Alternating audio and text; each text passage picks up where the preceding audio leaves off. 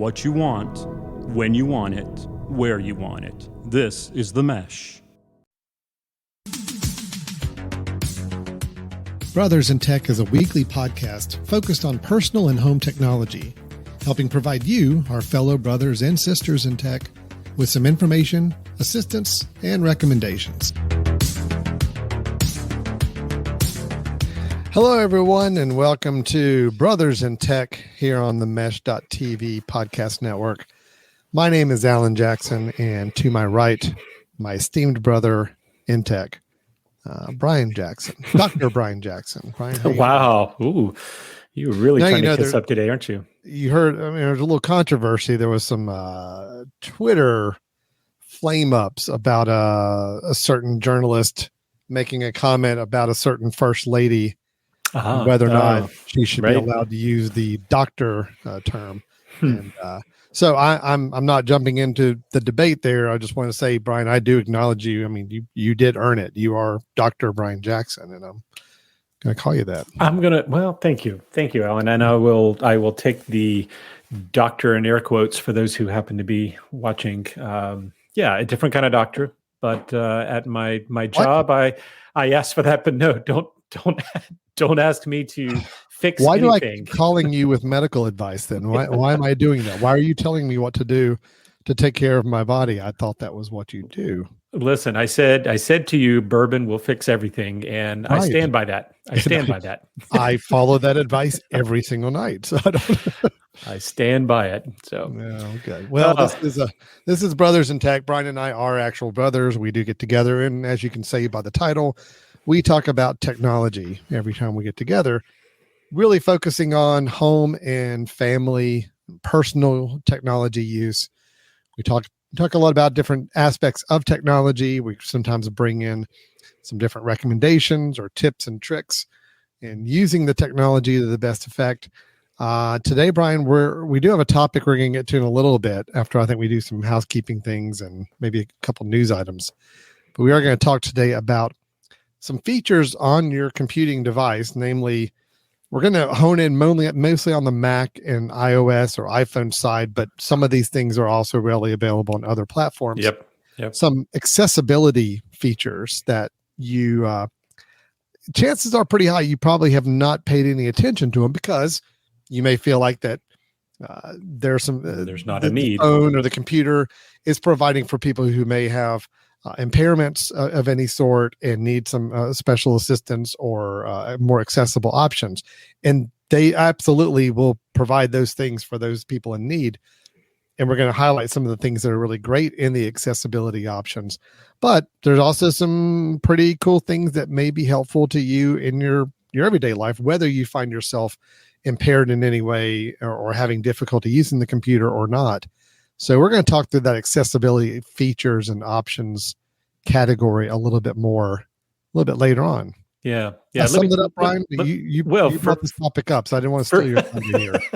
Well, I was going to say for those that are joining in, this is how things go on Brothers in Tech. Alan and I got together for a few minutes beforehand. We talked about, hey, how do we want to cover this thing? And then very clearly he said, well, do you want to, this is your topic. Do you want to present and kind of say what we're trying to do? Absolutely. And then we jump on and what happens? You steal every bit of my thunder. So I really have nothing to add now. So that was, thank you. That was great. I promise when we actually get to the topic, I'm going to let you drive for a little bit. No. I just go into autopilot. Okay. Well, you did mention that we have a few housekeeping things, and we do have at least one housekeeping thing that I'm not sure if you remember from last week, but you posed a question to me, which was, how do you remind yourself to turn your Apple Watch to a workout when you go down and work out? Yes. Right? Yes. I'm glad you mentioned that. Yeah. I've been following your advice this past week, and with the bourbon, I don't remember the things you talked about last week. So, well, you're welcome. Yeah. So how is, again, okay. Let me just set up my problem. You set it up. And you tell me the solution. Yep. So I do use my Apple Watch for tracking activity. I have my rings, the whole, trying to close the rings thing. And I do have exercise routine I go and do, but I find myself going to my workouts app on my watch, choosing the workout I'm going to do, whether it's I'm walking, whether I'm rowing, whether I'm just doing an open goal of workout. But I always forget to start it. I'll pull it up and start it. I'll be halfway through a walk, or I'll be halfway through a session, and I'm like, I forgot to start the workout. I have to go and start it, and then I just kind of try to let it run for a couple extra minutes beyond when I finish to make up for the fact that I didn't turn it on right. Yep. So what am I missing? I feel like this should be something automatic. What am I missing? Well, so here's the trick. I think there's a couple of ways to approach that issue. One is that in your watch settings on your phone, in the watch app, you want to double check and make sure that you in the workout menu that you do select the reminder, kind of the reminder. Let's see, what is it worded as? Start workout reminder. Start workout reminder. Was that selected already? Yeah. Okay. So if that's the case and you're not getting a reminder, it probably means you haven't waited long enough on the workout to do it. So, for example, if you were to do a workout, let's say you were to hop on your rowing machine. I think, Alan, you said you got a rowing machine, right? Mm-hmm. Yeah. So if you were to hop on a rowing machine and start rowing, it should, within probably 2 to 4 minutes, it should buzz at you and say, hey, looks like you're doing rowing. Do you want to record a workout? The beauty of it is, and I find that I'm using this a lot lately on outdoor walks. So if I go walk my dog, of course, I don't think when I walk out the door, let's put on there that I'm doing an outdoor walk. I go walk my dog. And if we're walking for, usually it's about 12 minutes. If I've walked for 12 minutes, it will then chime at me and say, hey, by the way, it kind of looks like you're doing an outdoor walk. Do you want to record that? The beauty is if I say yes, it puts me at 12 minutes on the walk because it recognizes this. I'm looking back and it looks like you started walking back at this time. So the same thing will happen with the rowing if you're actually moving your arms enough to have it recognize that that's the case. Well, that's a little bit my question. And that's, it hasn't been reminding me. Okay. Well, with the walking, if I walk for 25, 30 minutes, I'm probably not waiting 10 or 12 minutes to let it remind me. I'm probably still going in 5 minutes in, remembering I didn't start it, and I'll go and start it. Well, so there's the issue. Yep. But you're saying if I let it just go, it should note that I'm walking, and it's going to pick up from that. So here's the thing. I think if I was in your situation and let's say you go downstairs to work out, you hop on the rowing machine and you start rowing, and let's say a minute in, you go, oh crap, I should have started it.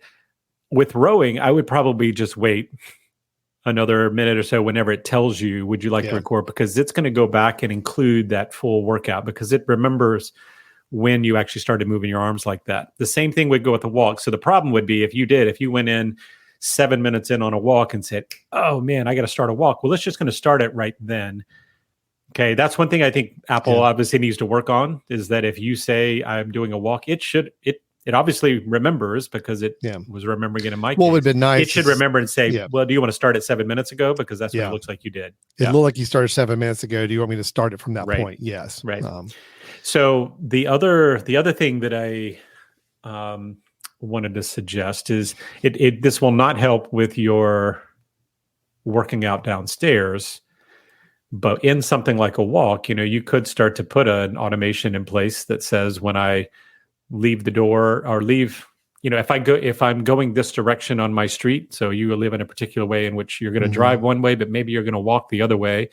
If I go this, direction, please remind me to, start a workout. And you could use automations to do some of that. It's not going to help downstairs because downstairs you're not going to a new location. It's not recognizing that you've done anything different. But I think that's another potential option. If you're always working out at the same time, then you could set a reminder to cue at you that, if you're working out 7 a.m., then maybe there's a 7 a.m., reminder that says start your workout. And that would maybe mean start your watch workout. So, so I do think the problem, and this would be something Apple really does need to fix for people that love to track their workouts, is the auto reminder is great. But if you remember before the auto reminder tells you, it needs to give you the option of adding those those extra steps, those extra rows back in, because it obviously knows, because it's getting ready to remind you. It's been recognizing it. Or I also wish there was a way to make some of that happen earlier. I guess that's problematic though, right? If you said, anytime I move my arm more than 10 times, it's going to be buzzing at you all the time. So, yeah. Okay. Well, I think I'm up this. So it looks like I'm set right. I'm jumping the gun a little too much, and I should let this just play out and let the reminders kick in. If you forget, I mean, obviously the best thing would be probably down on your equipment, put sticky notes that say start your watch, on each one, so that when you hop on, you remember. But if you don't remember and you're a minute in or so, I would just let it go. Now that won't help at all if you're doing, let's say, crunches, or you're doing something that the watch has no idea that anything different's happening. Your heart rate's not getting up high enough. Your movement's not changing enough. But if it's rowing, it'll recognize it. Well, if it's but then running, I also it'll go recognize in it. and get on my weight machine, and I'm just going through different iterations of different weights. Right. I'm a little concerned it's not going to pick up and remind for that. It's not. I doubt it will, because So the repetition's not enough. Right. I'm still stuck with having to remind myself to set a workout for that. So you might have to go old school. Just put your past a big sticky note right as you walk downstairs that says "Start your watch." Yeah, might as well just go back to caveman days. Yes, caveman days. My smartwatch is not automatically detecting every workout I do and logging it for me automatically. Yeah, so you should just start It's right. You have a smoke signal that comes up from the fire that you start. Yeah, I got it. All right. Crazy. Well, thank you. Appreciate that. I appreciate that. It was a good follow-up. I'm glad you followed up on that. I've forgotten all about it, honestly. Thank you. Brian, we had a couple of news items I think we're covered too before we get into our main topic on accessibility features and options. You had one, I had one. So you want to go first? Let me jump in. I'll go do mine. I don't want to take too much time with this, but for those who listened to last week's episode, we talked a little bit about last week was artificial intelligence, right? Or was that 2 weeks ago? Yes. I think it was last week. Yeah. So we just talked about, Chat GPT and DALL-E and some of these kind of artificial intelligence. So it was either last week or the week before that we talked about that. So I did want to bring up, I saw just actually this morning an article on another use for artificial intelligence. Alan, did you have that article? Yep, I do. Okay, go ahead and throw that up. So the article title is Google's new artificial intelligence solution for retail stores was a hit at NRF. And so what was interesting about this isn't earth-shattering. It's just when we start thinking of effective uses of things like artificial intelligence, this was, I thought, kind of a cool efficiency improvement. So what Google did here is notice that one issue that in supermarkets, when people are working in supermarkets trying to figure out when they need to restock a shelf, it's all been done manually in the past, right? You send somebody down the aisles, they look to see, oh, that's short, that's short, that's short. Mm-hmm. And then, they came up with an artificial intelligence engine, kind of a machine learning element that is able to use just in-store cameras that are already there, that are used there for security and all of that, to be able to triangulate a little bit about where in a particular aisle something looks to be low and create notifications, as opposed to, I need to go down there every few minutes to see if those last 2 bags of chips have been taken away, right? So I thought this was kind of cool that, that one, it didn't require new technology for supermarkets if they already had security cameras that potentially had angles that could work for this. But also that this would be a way in which artificial intelligence seems to be helping with some efficiencies, right? Because we may look at it and go, okay, the person who works in the supermarket, they've got a job, right? It's not that big of a deal to go walk down the aisle. But if you're going down the aisle as a customer and seeing spots in which the shelves have not been restocked because they're busy, then you may benefit from the fact that they're going to get notifications on this and Right. And now what makes me a little concerned when, just what we talked about with AI, right, Alan, is there's the positive side and then there's the scary side.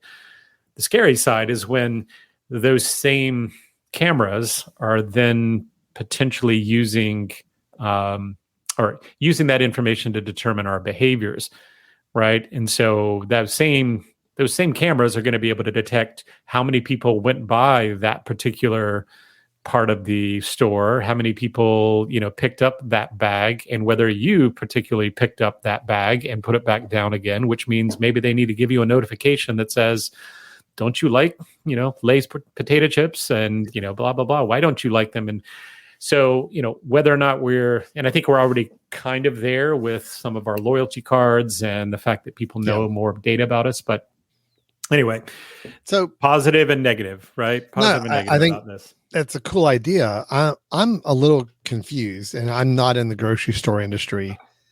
If anybody listening or watching this is, maybe you can help clarify this for me. I guess I would have assumed that, yes, AI would play a part in helping manage this stock on shelves, but I thought it would be by, how many cans of potato soup are on the counter, and then how many cans of potato soup have now been purchased during the course of a day. If you started with 12 and you had 8 sold, there's 4 left.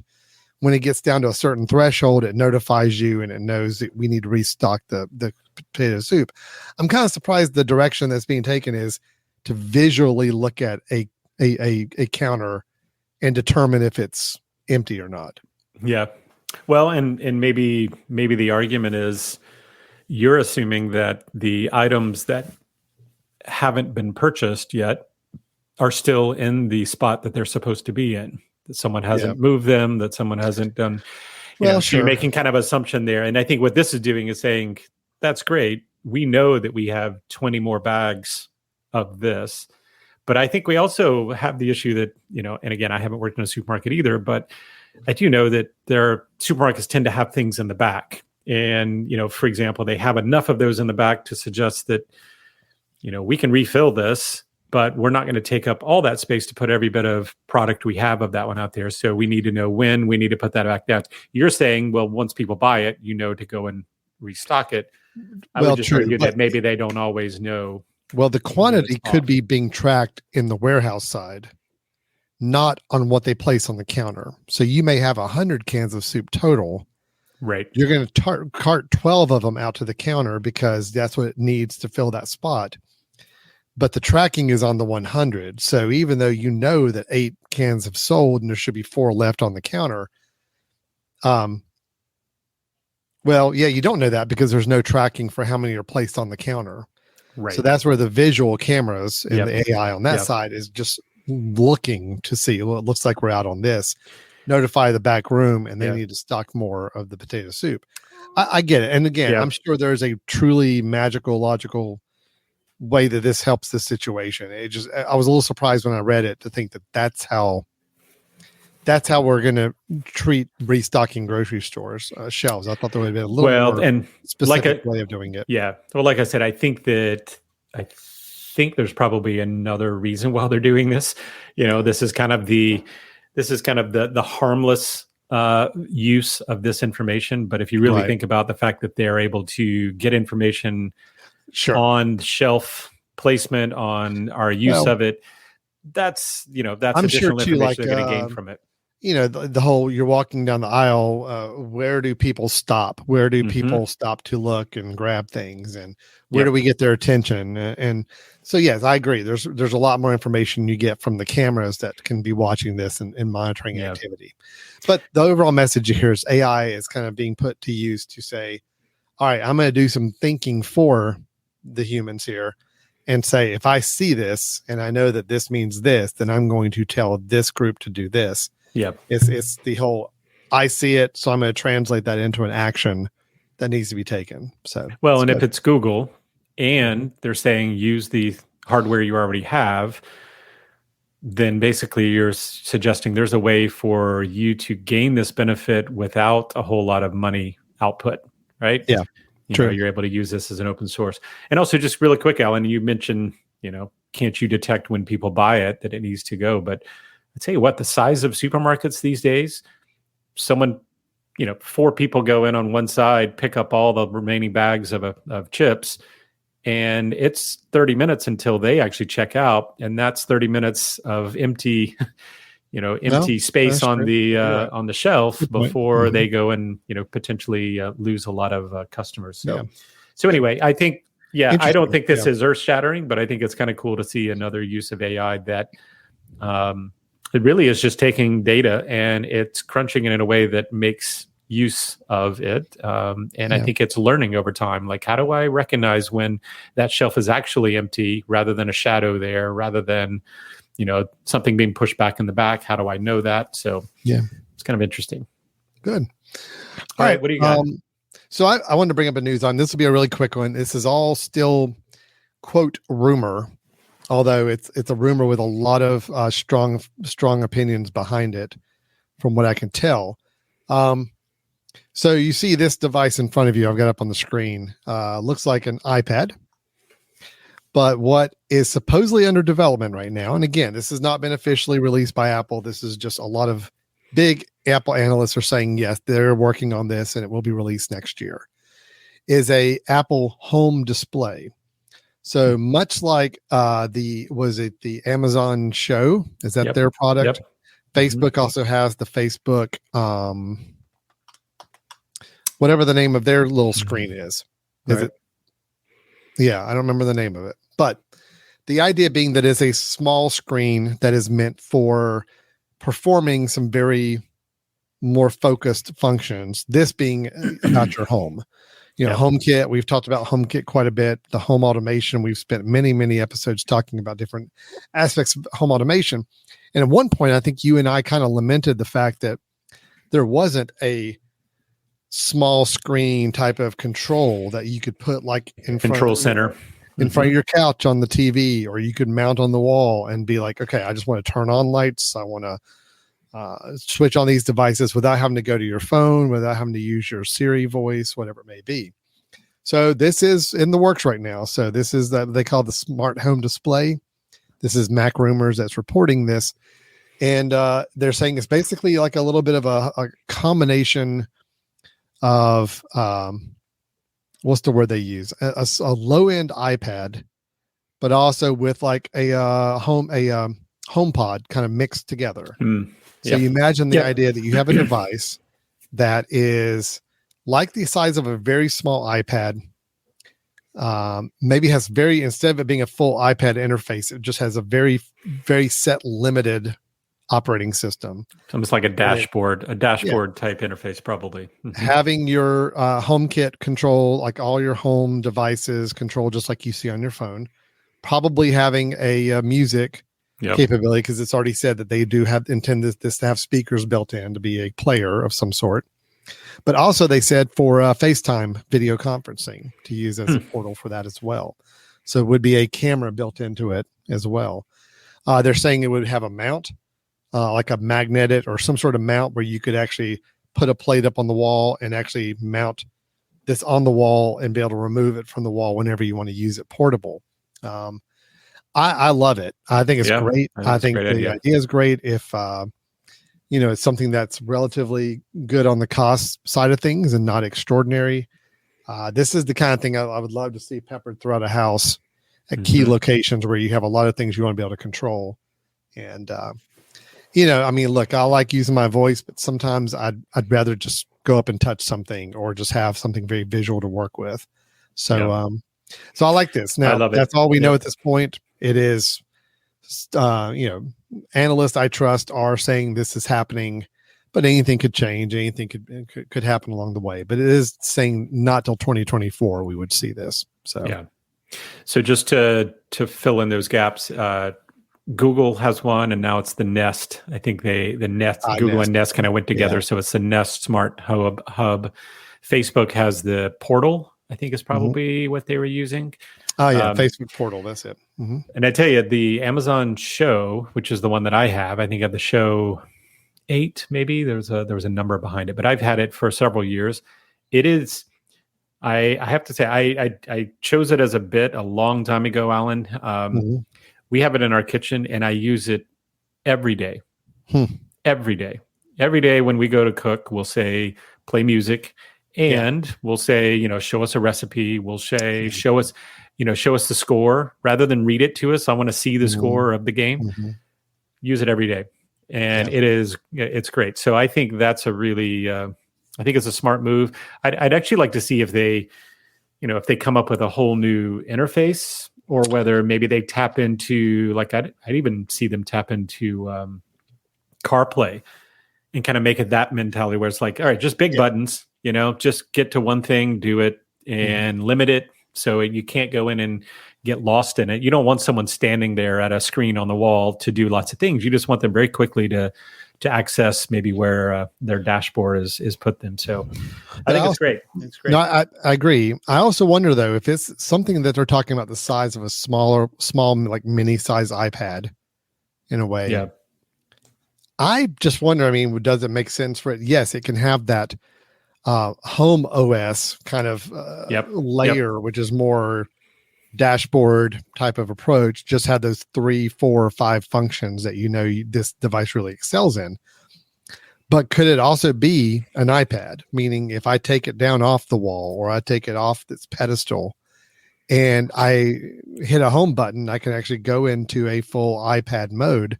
So that way, at least, I get to see some value to it. It's probably running the same kind of processor on it, probably has the same capability to do it.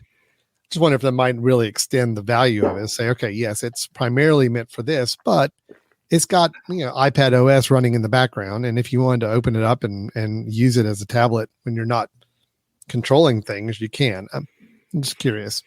That doesn't sound very Apple-ish. I know Apple would probably make this a very single function device, but I would say I would prefer they came out with the single function, because I know it would be cheaper. If they were to stay at the $200 range, which is like these others are, and all it does is, home OS. But here's what I would love: you've got iPads already that maybe could install the home OS, and maybe even have a split login. It's like, hey, home OS, now I can ship it, and that way, if you want to go buy the iPad, get the iPad, and you can use it both ways. Okay, but if you want the $200. Here you go. Right? You're right. I like that better. Great. Just retrofitting current iPads to be able to play.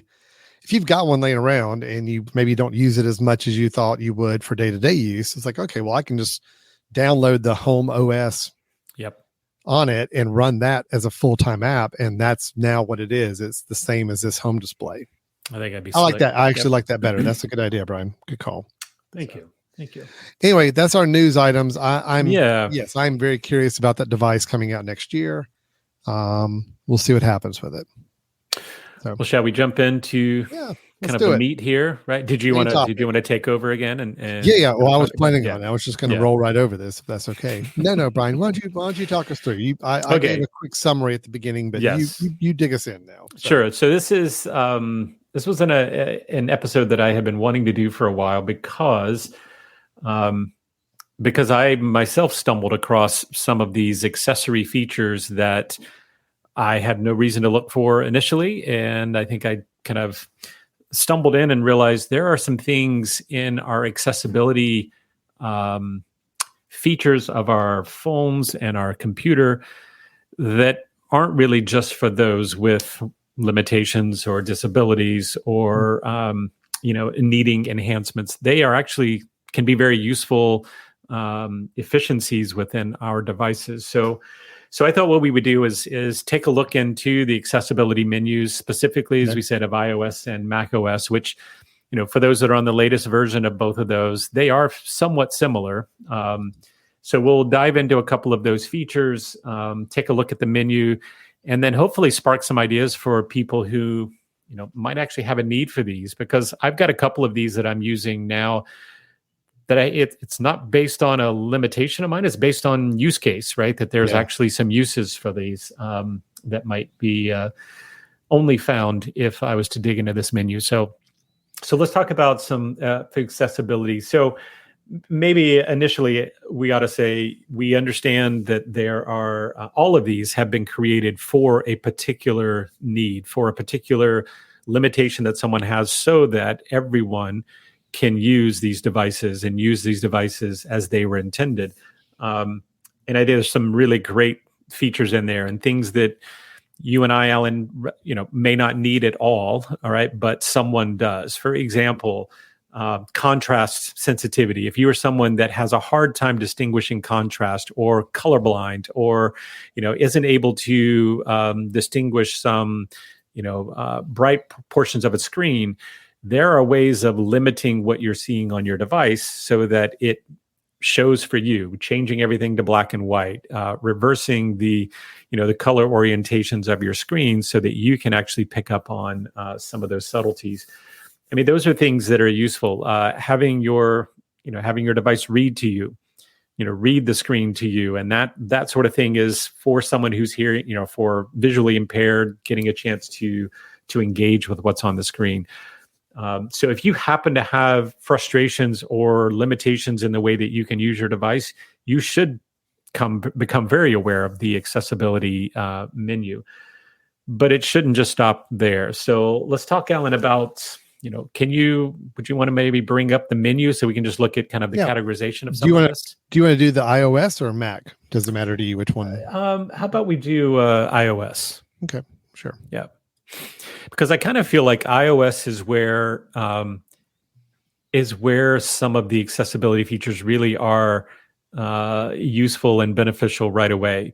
And the reason I say that is because this is a device that we carry. This is the device that we are, using and moving around, and there are some ways in which you can use the accessibility features to enhance that. So everybody, if you're watching at home, you'll see that Alan's in the setting app of iOS, or the setting application. He's scrolling down, and there is an accessibility menu item. So when he clicks into the accessibility, and this is something that's actually changed over the last few years, Apple has really gotten good at kind of breaking it down as to what are the accessibility types, and each subsection here is a different accessibility category. So the first one is vision, the second one is physical and motor, and then there is hearing, and then what's the bottom one? General, right? Some general features. And each one of them has subcategories. So, Alan, I'm just going to throw out one or two that I found to be actually useful for myself, and then you can kind of chime in on this as well. So, one of the ones, and this was, and I would say this one is fairly niche in terms of its use. Okay, but let me show you one, Alan. If you were to go into the physical and motor, and let's see, right there, go into touch, okay, which is the first one. And then in the touch section, so there's a number of different things here that you may want to take advantage of. And whether or not you're going to wake up your phone when you touch it, whether or not you want to use the undo. I don't know if people have done this before, but if you're typing something and you want to undo what you just typed, shaking your phone should pop up the undo if you have this enabled. Now, the question would be, why is this an accessibility, right? Why isn't that just a cool feature? Well, it's an accessibility because if you're someone who tends to have tremors or shakes, or you are someone maybe Parkinson's, in which your phone is moving a lot, you don't want it constantly asking you, are you trying to undo? Are you trying to undo, right? So you can turn that off if that's something that pops up that you don't want very often. But down at the bottom, the back tap section, and you have that turned off. So I don't know if you knew this, but there are ways in which you can assign a tap to the back of your phone.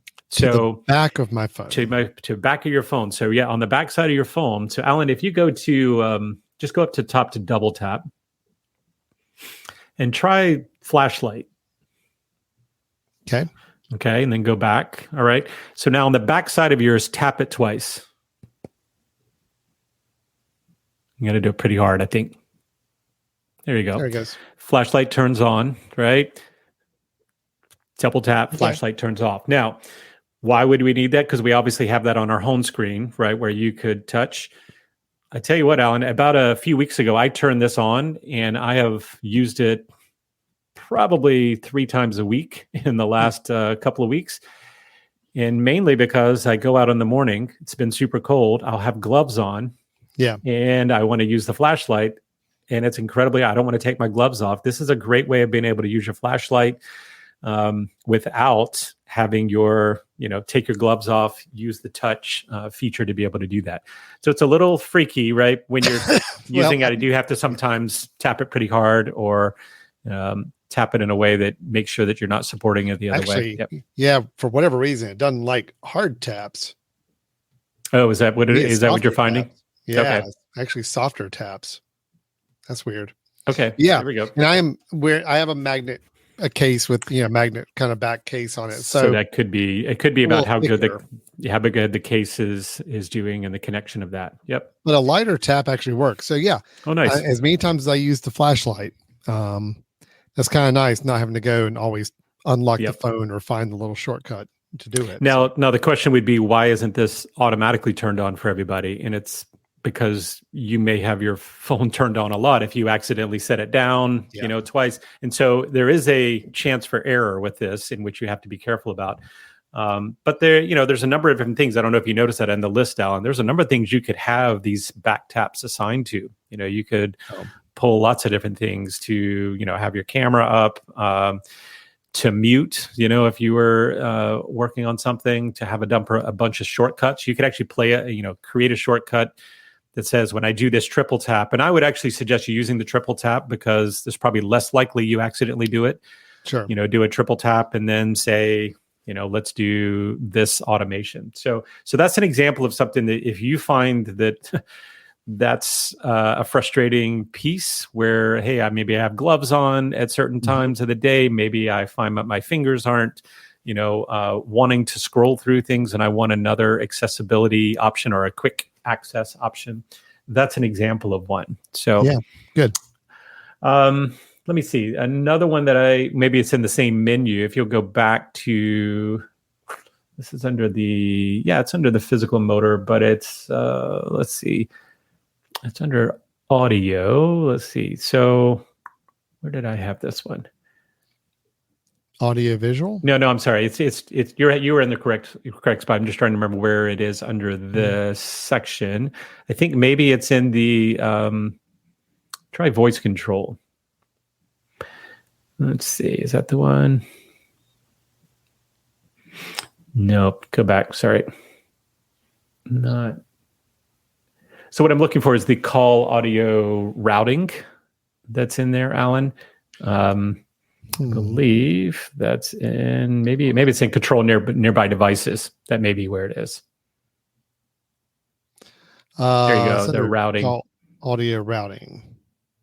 It's under there touch. We go. Okay. So here's kind of a nice one. And actually, I understand where the accessibility may come in, but this is something that I found that some people may want to use and get into anyway, this is if you're on a call, where do you want that call to be routed? And where you have it on, it's automatic, which means it's going to make the best guess. If you put headphones in, it's going to assume that maybe you're wanting to switch to headphones. If you take them out, you want to do this. But if you find that that's going wrong sometimes, and I actually have found that for me, it'll switch sometimes to things I don't want to, like it automatically goes to my car, even if I have my headphones in while I'm driving. And sometimes if I want to make a call, I'll put my headphones in and make it sound better. But then my car takes over. So in here, you can actually tell it, what do I want the default to be? And for me, I have Bluetooth headset that says, if I am wearing a Bluetooth headset, I want the calls to go to that. I always want the calls to go to that, right? And then it knows that if you don't have a Bluetooth headset on, it's going to go to kind of the next best thing. So I think there's another thing that could be very useful. Yeah, you're setting a default. Like, I want this to be the default all the time. If it's not available, it's still going to go to another option. Still going to, but it's always going to try this option first and try to route the calls through there whenever it can. And think about someone who does this, that maybe someone has hearing aids in which they're using as Bluetooth speakers, but yet they also want an external speaker to be for their phone calls. So it's like, don't go to my Bluetooth headset, go to this external speaker all the time because I need to be able to hear it, or I need all my calls to be announced that way. So I think that's kind of another piece that you may not recognize as inaccessibility. I may have thought that would have been under headphones, right? but looking at accessibility gives you an option of change that. So. Mm-hmm. So as you see, there are a number of other things here: haptic touch, being able to determine whether or not you're getting some response from your touch when you touch your device. Do you want it to kind of do a little vibration to let you know that the touch has been made or the click has been made? That's an effective thing. It's already there, but you can determine how fast you need to touch something in order to double click it. And that means that, certain people that may have a sensitivity issue or a motor control issue would not have been able to do the double touch in quick enough for it to recognize what's happening. So yeah, sure. There's a number of things there. Alan, did you have some that you came across as you were looking? Yeah, I was going to mention a couple as well. So let me see if I can figure out where they were. So motion, there's some items under emotion on accessibility. And what this has to do is how things play out or appear on your screen. And because some of the motion that's kind of by default on the phone, I'm talking like animations, like when you open an app and it kind of zooms out, and maybe if you close an app, it zooms back in. Some of those things can be a little tough for some people to process, and so they give options for people to reduce motion, meaning right. I just don't want as much flying around on the interface. I don't need all the whiz bang stuff going on. I actually have this turned on mine because I actually kind of like not having all that. I wonder if it helps battery life a little bit. It's one reason I did it too. I just thought there's more things the phone's trying to do using graphics and animation, which I don't need it to do. So I've actually got reduce motion turned on, and that is now reducing some of those user interface animation elements. But also, how people can send the little message effects on latest versions of messages, like you got fireworks that go off in the background, or you got some other little fancy animation for a celebratory thing.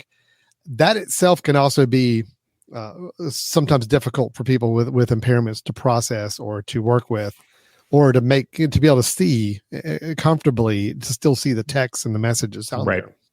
So you can't turn off the auto playing message effects, which means I don't want to see those. I mean, you still have a button that'll allow you to go full screen and see them the way they're meant to. But natively, when you're reading the messages, they don't just happen automatically. You have to kind of go in and tell them you do want to see them, and you could see it full screen by your selection. To me, I just like that a lot. I just like knowing that you can turn those things off, because it's just a matter. Sometimes you want to be able to customize your phone experience to what works best for you. This is giving you some of those options that you may not realize you have, but they're also very, very helpful options for people that do need that consideration for sure. Yeah. And then of course, anything being spoken to you on the phone, I think is really great. And this is one area where I think the iOS and macOS really shine, as they continue to keep improving the ability to have things read to you from your computer screen. So for example, speaking the selection, if you turn that on, all that means is that, how you can select text on a phone by kind of pressing and holding and double clicking on text. And it's not doing it here in the settings app, but I'll hop over in a second to a notes app and show. But now this means that if I highlight some text on my screen, it will actually read that to me. So again, visually impairment, it helps with that. Maybe just difficulty. I mean, sometimes when I'm not reading, don't have my contacts in, or I'm not using my readers, I have a hard time reading the text on my screen. So if I just need it to be read to me, this is the way you would do it. So let's see if I can go in real quick and do that on a text, on a notes. And I'll do a new one. And if I just say test message, and then I go in and select it. Now you go to the right up there. And you'll see speak. And of course, I don't have my headphones plugged into my phone and my volume's down, so I'm not hearing it, but it is playing it. I know that for a fact. I can see that. So again, I would just select it. And now if I've got that chosen, anything I select, I have the option of letting it speak it and play it for me, which is great. So, Yep. I And think that's Alan, really back good. on that same thing, even the speak screen, which I did not realize how that feature was working, but it's really slick. If you turn on the speak screen, then what you do is anytime you can do that right here, you could just take 2 fingers and slide from the top, and you'll see that it's just going to start speaking everything that's on the screen. So, and the last one you did, I think is great for if you really have a section of notes that your eyes are getting tired, you want it to read.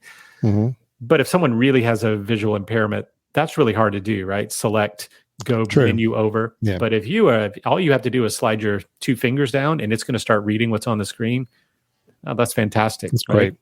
Well, and even to go one further, you can turn on to say you want to highlight the content that it's reading. So as it's reading it, and as it's being spoken, it's actually highlighting it as it goes along. So if you needed to kind of follow along with it to see it, you could also do that. Try that. Well. What does that do, Alan? Go to the slide down from the top and see the 2 finger. Yeah. Whoops. Oh, I guess you got to do the speak screen. Yeah, so you got to put that back on. Oh, yeah. Oh, yeah. So it's highlighting. I see it highlighting the text. It's kind of hard to see there but it is highlighting the text as it's reading. It's going to hop down to speech controller there now. Yep. Highlight content. So you can see it's highlighting it as it goes along. Yeah. So that's also really nice. Yeah. Mm-hmm. So some great little options on having things read. And we're going to flip over to the Mac in a second to show the desktop interface, because it has many of the similar features. A couple of things I wanted to show that were a little different as well. Yeah. But yeah, you just start getting into some of these accessibility options. And again, things I would not have just inherently gone to when I started up my phone for the first time. But you start to really get in here and say, man, these are some things that are really actually very, very helpful. You already talked about the touch. The side button, even little things like how quickly do you want to be able to click, double click your sidebar, your side button, like when you have to buy something and sometimes it requires you to do the double press. I mess that up a lot. I'm either not pressing fast enough or something. So you can really actually go in and start customizing how I want that click speed to happen. Which is really, again, all really nice options. Yep.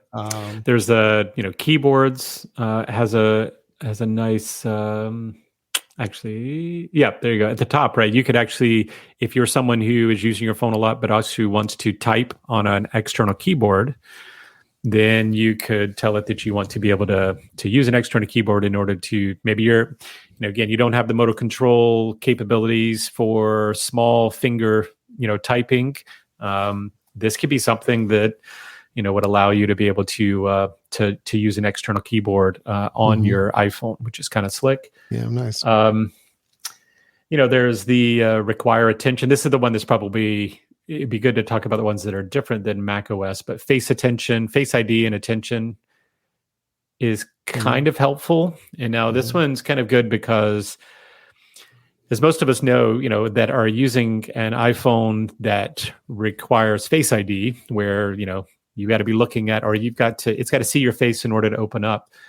There may be situations in which you feel as though maybe you're around a lot of people. And, if I were to be on a train and Alan, I were to come up and take your phone out of your pocket without you knowing it, and you're reading, and I could, hold the phone just over to the side so that it points towards your face while you're not looking, it would still open up your phone. Well, if you tell it you want to require attention, what that means is not only do I need it to show your face, but the eyes need to be looking towards the screen in order to open up. So that would be something that may not necessarily just be an accessibility thing. That may be a use case thing. Where are you? Are you comfortable and safe with your phone? As other people holding your phone, or other people have access to your phone? So there's a number of things that I would strongly encourage people to go through each one of these, see what they do, see if any of that makes sense for you. The zoom, Alan, have you tried the zoom on this one?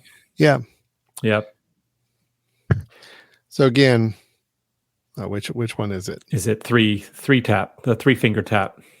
All right. And it's not showing it on the screen for you Okay. guys. I'm actually zooming in and out. So I'm going to show Oh, that you're on the seeing it. Mac here in a second, Okay. the idea of that. Okay. But the idea is that you can actually have text that you're kind of focused on, tap it, and it zooms it out, and you see it in much bigger. Then you can zoom back in again Yeah. to go back to normal. And let me just clarify. So most people are going to say, well, don't you do the pinch zoom thing? But this is talking about anything on your screen. So, you can't use pinch zoom when you're on a menu.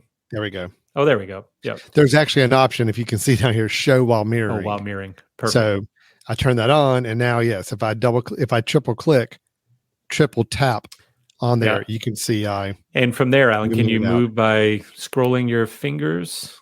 Yep. All three? Three Or fingers. two? Yep. Yep. I can scroll around and then triple tap again with three fingers, and it will zoom me back out. So, yeah. Yeah, so I think it's there's some people that I think could potentially get used to that. There, I don't know about you, but there are certain menus that I find even on applications or something that are just really small. Even though I have the font turned up to where I like it normally, there are times I wish I could zoom in on even a menu, not just a web page or an image. So that's one way you can do that. But so I'm going to, Brian, let me flip over to the Mac just for a second. Yeah. And I'm going to share a screen, which means it's going to be a little small to see the settings here. But there's a couple things I want to show you that would extend beyond that settings window. So I want to show that. Many of the things you mentioned and some others from the iOS version are here on the Mac system settings as well. I'm in the accessibility tab, just like I was on iOS. Voicing over. Turn on voiceover means that it's going to speak any of the text on the screen, on the computer screen at any time. So again, if you would, just ever have a time where you just would like to have some things read to you, you can sit back a little bit and maybe not worry about trying to read along with things or a news article. You can actually choose the voiceover and it will read what's on the screen for you, voice wise. But the ones I really want, here's a couple I found to be the most interesting. Pointer control. So this is the cursor, the little arrow cursor I'm moving around the screen. You can actually, where is it? It's under the cursor. I thought it was under that cursor. Where did it go?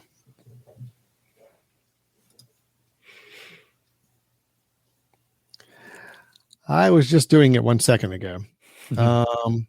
We'll get to that in a second. We'll do the sounds, but pointer control. It was basically I could control the cursor, the size of the cursor, and the outline of the cursor. And where was that? Oh, that's got to be visual, right? That's got to be under maybe the display. Yes, there we go. Good call. Okay. So under display, in the vision section, your mouse cursor, this is actually something I've used quite a bit before. You can change the size of your cursor. So as you can see, my mouse cursor is now larger on the screen. There's plenty of times I have a hard time finding that mouse cursor on a very busy screen. So this is nice to be able to control the size. But what I really love is you can control the outline color. So if I wanted the outline color to be like a yellow, let's see here.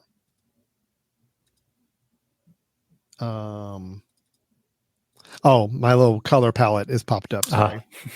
There it is. Yep. There's the yellow. Now you can see the outline of my cursor is a yellow, which actually kind of makes it stand out a lot more. It makes it a little easier to follow. Now I can actually even change the color fill on the inside to make it a completely different color. I'm not going to do that. I'm going to reset those colors, but you get the idea of what you can start to change and work with on that. But you may find, for example, that your background image that you love is a lot of black. Maybe it's black and white, or very dark, and maybe you want to switch that to your pointer to be white instead of black, and you could invert both of those colors. So you have those options. Alan, here's something I want to know, because I had not thought about the size of the the mouse before. I have changed that in the past, but I don't tend to keep it because I don't need it all the time. But what I would love would be, could you set up either an automation or some sort of feature that says anytime I connect to a larger screen. Mhm. So when I go and teach, I have my projected information up there, and I find it so hard to see on the projected screen where my mouse is. Yeah. Partly because the lighting in there is not very good. It's Mhm. not a great screen. It's what I'd love is to say, anytime I connect into this projector, I want you to make my mouse 3 times as big, right? Yeah. And I want that to be able to stand out. I'd assume that would be some form of automation. If this happens, then do this. It would take a little work, but If something to was know that it's connected there, or- it can or- certainly happen, right? Yeah. Either something's connected to your computer or a certain app is opened up and you want to change Yep. the cursor with that. Yeah, you can certainly Yep. do that, I'm sure. A lot of other things on the display side under vision as well, I wanted to kind of show. So it's got also the same reduce motion, which again, Mhm. kind of just decreases some of those little window animations and effects that maybe you just kind of don't need to see or want to save any wear and tear on your computer to do. But also menu bar size, I can't do it live because it does require me to log out and log back in. But you can actually change the size of your menu bar, which is across the top of the screen, to make it a larger version if you need to see it. And you even can get down to controlling things like the contrast on your display. So I'm going to show it just for a little bit here to get an idea. I can increase the contrast. Now, granted, this is too much, but Mhm. start to get the idea of that you can really have some very finite control with that to make things look and appear just how best suits you. But again, if you also have some impairments in any way, these are little things that could help you in some of those areas. By default, the shake your mouse pointer to locate it is on, and that's kind of a feature they touted with a recent software version. If I shake my mouse violently, you see it grows in size. I may not like that, so I can turn it off. That's also in the accessibilities option under display. So now can I tell you my favorite? Because Brian, I showed you this before we even went live.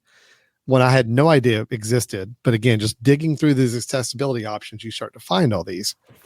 On the audio side, one thing that's neat is if you want, you have alert sounds that can happen on your computer, like when a dialog box pops up and you need to, it gives you a little bing or whatever sound you have set up as your system sound. You could also have it to where it flashes the screen when that alert sound sounds. Now, just think about it. If you have your volume down on your computer a lot, or maybe you're listening on headphones to something else and you're working, but you still want to be notified when there is a dialog box or something that is giving you an alert sound to pay attention to. Now your screen will flash when the alert sound occurs, which again, you turn that on or off, but that could be very helpful for some people when they're using this. But my favorite is the background sound. So believe it or not, you can actually turn on to have background sound going on your computer, acting as almost like a white noise kind of to try to help drown out what they say is any other unwanted environmental noise. And they say also can help a little bit with focus or calming or being more restful when you're working. So you can actually turn this on. I've got it on right now. I know you're probably not hearing it because it doesn't come through my microphone, but I am currently listening to the ocean, and the ocean is playing in my background. I can control the volume of that background noise, and it will stay on. Now, if I leave this on the whole time I'm working, I can tell it to turn off those sounds when my Mac is not in use, meaning when I go to sleep, or it goes into the lock screen to go and turn off the sound. But I can not only control the volume, but I can also control what type of background sound. There's dark noise, bright noise, and balanced noise, which are just going to be some of those filling the air with some noise that's just, you're kind of used to with noise machines. I've got rain. I've got a stream, which I've said I'm not going to use unless I really need to go to the bathroom within a short amount of time, because it will definitely get you geared up that way. Get things moving. Yeah, it does. So, if I have the rain on right now I'm listening in the background of my headphones, I'm hearing just rain, and it's kind of nice. I mean, great. I listen to music when I'm working on my computer most of the time, but if I really just needed to kind of get to a little bit more calming state, but I also didn't want to be distracted by a lot of just random noises around me, this is totally the kind of thing I would turn on and have on when I'm working. So yeah. No, it's pretty slick. There's a lot of really potentially helpful things here. Alan, you showed the flashing of the screen, and that's been available for the mobile phone for a while, right? The iPhone, you can tell it that the flash on the back of your phone, you can have it blink at you if, the phone's ringing or if you have a message, which makes sense. I use vibration, but imagine if you're someone who doesn't really feel vibration very well, or maybe you don't have a watch, so you're not getting vibration that way, and you do want to be notified, but you're not, hearing impaired, you can't necessarily hear it, and you don't want to keep it on and distract other people that way. So there is a number of different ways that you can utilize this. Zoom, show the Zoom. I think Zoom is pretty slick. Well, the hover text, let me go back and I'm going to have to share my whole window again to make sure people can see this. But hover text was something I was playing with. So zooming, you can do your zooming here, just like we were showing on the phone, where you can kind of zoom into certain places on your screen or zoom out. But the hover text was really cool in that if you turn on hover text, all you have to do on your keyboard is hold down the command button, which is the little clover leaf looking symbol on your Mac. And as you hold it down, now any text I roll over just with my mouse pops up to really large font and size. And you can go in and modify that font and size, I understand. But you may not think initially how this could be useful, but just imagine if you're having to show somebody over a Zoom call or something on your screen, or you're wanting to show them how something works or how to do something, and you really want to make sure you call attention to the actual text of buttons or things on the screen for them to see. This is what allows you to do it. So again, I'm just holding down my command key and I'm just moving my cursor. I'm not having to click anything. I am just moving my cursor over words, and it is popping that word up in much, much larger font, easy to see. So I love that. I'm actually going to leave that on because I can actually find myself using it a lot more regularly. And then there's also the zooming itself within the window. So if I wanted to zoom into a part of my screen, but yet I'd like to do it in kind of a split screen format. So now I can, let's see, which one do I do? So do you have a trackpad? Yeah. So I've got it set to do double tap with the 3 fingers once again. And when I do that, you can see what it does. I have now zoomed in on the top half into a zoomed layout, a zoom view, while my normal view is down below. And I can still move around in my bottom view.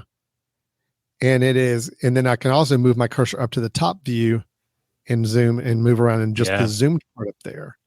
So it's really pretty cool. I could see, if you were an artist, someone who, find yourself zooming in a lot on images as you're looking at things or details on a brochure that you're creating.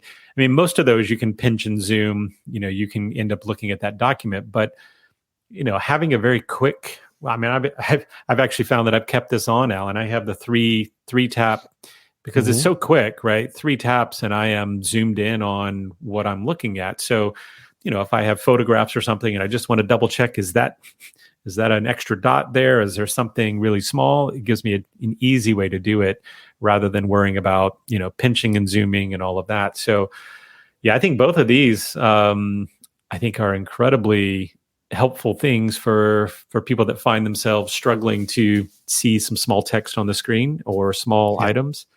Yeah. Well, and so many times, Brian, yes, absolutely. That's the number one reason for it. But, there's times too where I'm again on a Zoom call and I'm needing to show something. And just sometimes the computer screen, when I'm showing somebody on Zoom, is just not going to be big enough for them to really read text or see things. But if I know I can zoom in and pop out part of it, it's so much easier for people I'm talking to remotely to see what I'm referring to without me having to go and change all my desktop monitor settings to get it bigger for them to see. Yeah. This is just a nice, simple way to do it. So, yeah. And Alan, what about even tech support, right? You're showing someone on a Zoom call, hey, mom and dad, this is how I want you to do it. Because you're exactly right. What if they're seeing the Zoom call on their phone, right? They're not going to be able to see what's going on. No. So even this window I've got pulled up right now. I mean, this is kind of hard to see for anybody. I think, just looking at the text on here too. But if this was on a Zoom call and I'm trying to show somebody how to do something, I would much rather just be able to triple tap or on the screen. 3-finger double tap, right? Yeah. What's that? 3-finger double tap. Right. I'm sorry. Yep. 3-finger double tap. I gotta make sure I say that right. And you're using so there's the picture-in-picture.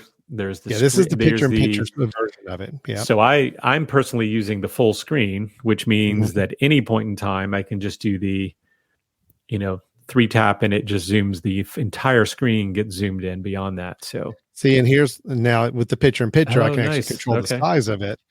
So I went in and said I want to change the size and location. So let's say if I want the picture-in-picture to always be up here. Okay. So now if I go and do that zoom, it's got it in that size, but I can actually move it around while I'm in it. I've got it the size I want. So if I just want like a certain call out box like this. I mean, so this is basically for someone who normally would pull a magnifying glass out and want to look around, right? That's exactly what you've just created digitally, which I think is incredibly slick. So I think that's great. Some really good stuff. And again, I mean, we've gone through like maybe a third, if even that, maybe even a quarter of what's available on there.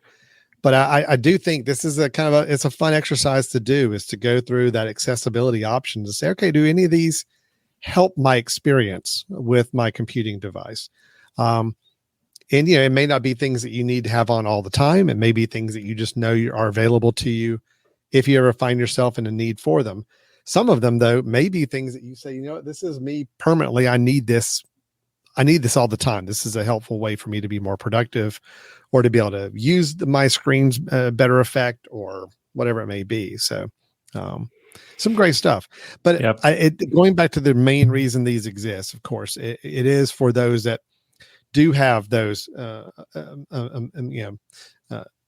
disabilities or having limitations in what they can do in any way, shape, or form, physically, visually, mentally. These are all meant to help with those aspects and to make sure everybody has a really great, positive computing experience. But don't let that make you think that these aren't some things that could not be also useful to you, anybody else as well, with or without those impairments. So, yeah. Alan, can I show you one more thing? And it's back over on the iOS. Would you mind just flipping back to your iOS so you have that up? I think so. Let's see. And if not, I have mine. I can share, but... yeah, I've got it. Okay. So this, I think, is a good one to end on because it kind of shows you the granularity of what you can actually do here. So Alan's got the settings back up on iOS. Alan, if you'll scroll to the very bottom, to the very last one, per app settings.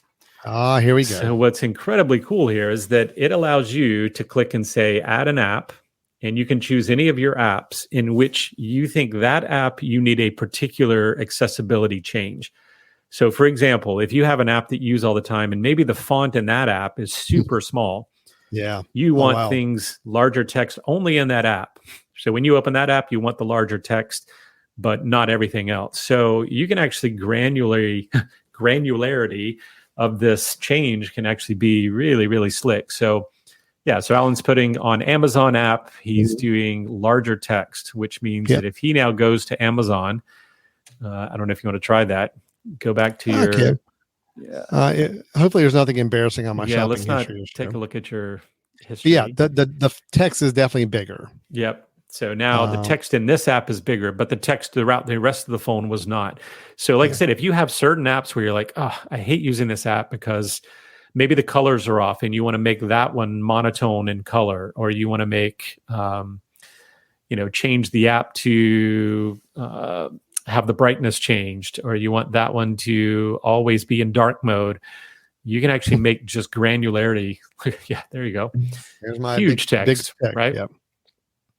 So this is where I think that you may believe like, oh, I don't want to change this for my full system because it makes everything look too big, or it makes everything change the way I don't want. But there's one app that really frustrates me. This is a way of changing some of those things in that. It's incredibly slick. So, that's a new one on me. I guess I never got down to the bottom, that per app settings, but that is very nice. Very. It's great. And, even in accessibilities where you can change the voice of your person who's reading, you can change it to the, Australian accent. You can change it to the South African accent. You can change all sorts of things. I don't think this one. Oh, there it is. Yeah. So you can go in and change what the voices are. Alan, there was one I came across last night. Let's see. I don't actually think it's in this particular menu. I think there's another place for it, but there's actually other places where you can make it a digitized kind of, there's one that's a whisper. So I can say, if I'm asking it to speak, it whispers it. And I'm trying to remember where that was. Oh, and by the way, on a lot of these on iOS, background sounds are there as well. That's right. Yep. Yeah. So you can have the background sounds on your phone as well as on your computer, which is nice. So Alan, there's a ton of stuff. Let's see.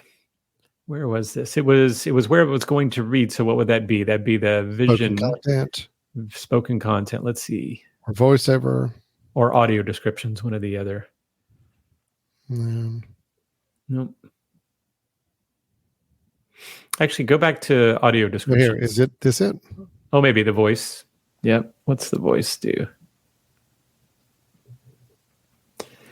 Oh, there we go. Yeah, and if you keep scrolling, there's the novelty ones, right? So go down to whisper. There's the whisper. Now, of course, it won't come up here, but you can play each one of them, and it'll do a little example, like, "Hi, I'm in my phone right now." So there's some cool ways in which if you want to change it up a little bit about how it's speaking to you.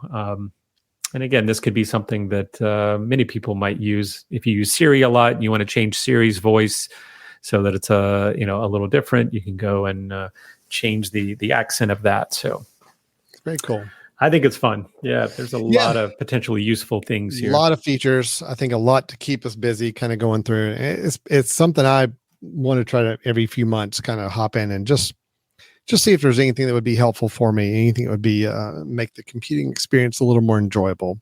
Well, especially, with your age, Alan, every few months is probably a good thing, right? Because there's going to be another accessibility need popping up every so often. Well, and probably in a few months, I would have forgot that I did it a few months ago. So I would make sure I do it again. It'd be like a whole new experience for me. So, right. Yeah.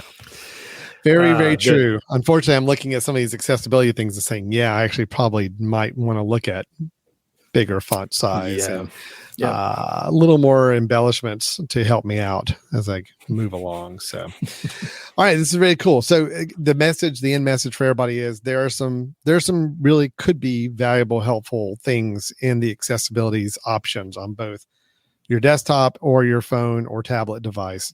We encourage you to go through and explore and see what's in there.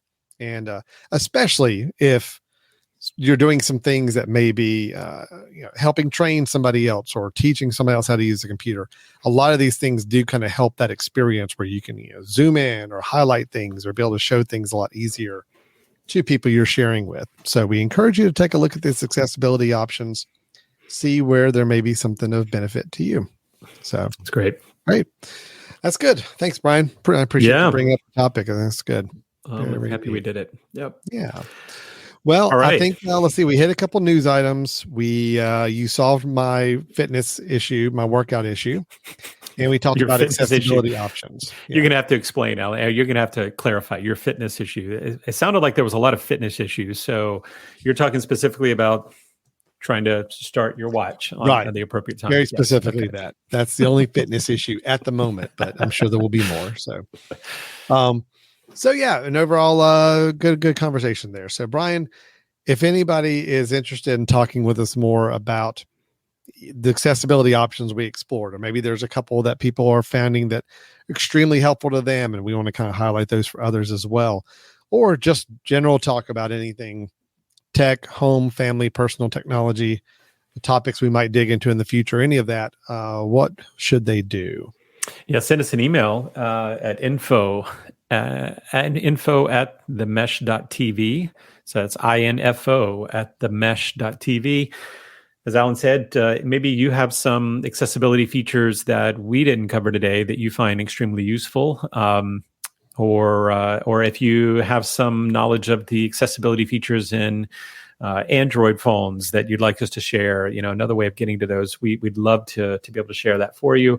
You can also go to our website, brothers-in-tech.com. The the dot and the dash are getting me today. So brothers-in-tech.com. All right. Well, that'll wrap us up for today. Thanks everybody for watching and or listening. And we will be back again probably next week with some more tech discussion, family, home, personal technology, helping you make computer life easier for yourself. Boy, that didn't really come out right at all. That, nope. like the way you want to try that again? You need some accessibility help here? Take two.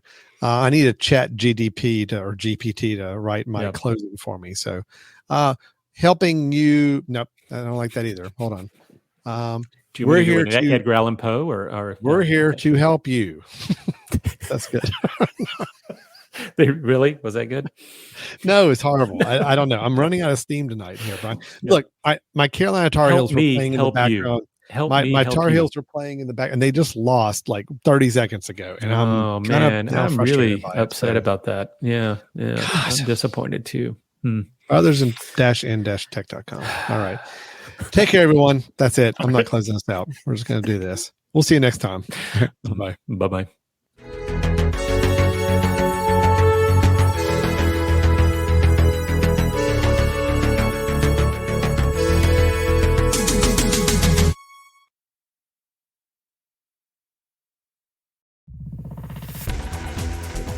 You've been listening to The Mesh, an online media network of shows and programs ranging from business to arts, sports to entertainment, music to community.